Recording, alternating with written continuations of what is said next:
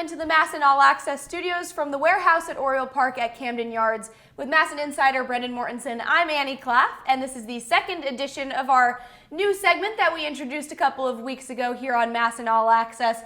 Last time we didn't have a specific name, but we've come up with a clever one now, haven't we? And clever feels like a strong word. Nobody gave us any suggestions. So my idea was to call it 5-4-30. It's like a play on a 5-4-3 double play. I don't know. It's the best I had. I think it looks better in writing than it sounds out loud, because the pun is that you just add a 0 to the end of 5-4-3. Right. But when you say it and it's 5-4-30, then it just sounds like it's 5 for 30, which doesn't really make a lot of sense, but I think it looks better. We'll keep it 5-4-3 and then like a tiny 0. A tiny 0 at the end. Yeah. But lots of exciting stuff happening. I mean, there's some struggles right now with this Orioles squad, but as a refresher for the rules, I'm going to ask Brendan a series of questions on Orioles hot topics, and he only has 30 seconds to answer each of them. So we're going to dive right in. I'm going to follow the pattern of how we started last time with kind of a gut reaction, first thoughts question. First thoughts on Zach Eflin's return to the big leagues after a lat strain and making his first start since April 7th. Yeah, he looked really good. There is nobody that wanted to be back playing baseball more than Zach Eflin. You could tell from his post-game press conference that he wanted to be here. He only makes one rehab start in Aberdeen. He's been excellent, and the stuff is still really good. No doubt that Zach Eflin is going to come back and be the same sort of effective starting pitcher. Now, with the starting rotation not being as consistent, the bullpen has started to, we've seen some wear and tear a little bit, a lot of taxation with them, especially in the doubleheader against the Twins. Is it just taxation, or is there more to it? I think it's a little bit of both. The bullpen has been used a lot, but also bullpen arms are just really volatile in general. Yennier Cano, Gregory Soto, those are two guys that have struggled a little bit as of late. Those are two good arms. Gregory Soto was outstanding in the back half of last year. Yennier Cano is only 2 years removed from an all-star appearance, had a really good season last year. That's just kind of how bullpen arms are. So I'm not chalking it up to anything more than that, but those two guys having a little bit of struggles as of late is just amplified by the fact that everybody has been struggling as of late. You expect it from bullpen guys. You haven't expected it as much from everybody else.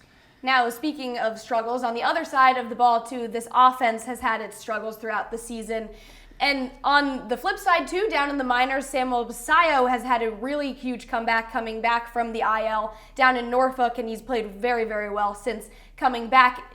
Can you expect to see Basallo being brought up sooner rather than later because of the offensive struggles at the big league level? Yeah, it's hard to say because you want to prioritize his long-term development and you don't want Basallo's promotion to be based on need. Somebody like Kobe Mayo, he doesn't have anything left to prove at AAA Norfolk. You can call him up when you need it.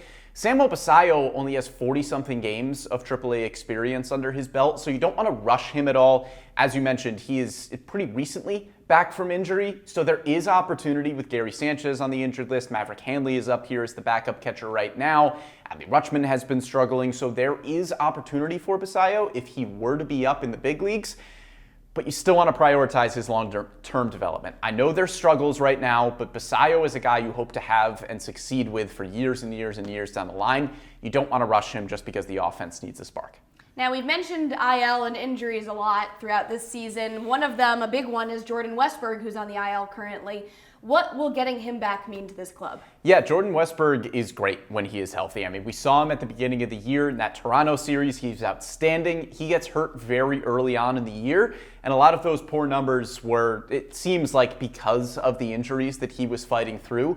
But he was the Orioles' most clutch hitter last year, and I think that's something that they could really, really use. He had an outstanding OPS with runners in scoring position, so as soon as you get him back in the lineup, it's going to be a big boost, and the Orioles really need one right now. And the final question, we knew that Gunnar Henderson was quite the star basketball player before focusing solely on baseball. Now, last night, Brendan and I went head-to-head in a pickup basketball game. We know that my skills are not up to par, especially when we talk about Gunnar Henderson, but if you went 1v1 with Gunnar Henderson, how do you think it would go down? I think I would lose. Are we playing to 11 or are we playing to 13? 11. Great, then I would lose 11 to nothing.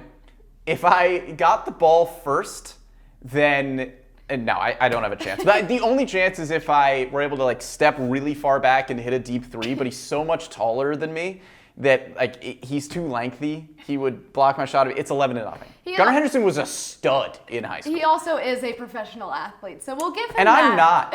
I'm not. we will give him that. But you are a MASN insider, and to make it correct this time, for Brendan Mortensen, I am Annie Klaff. That'll wrap things up for this edition of 5-4-30.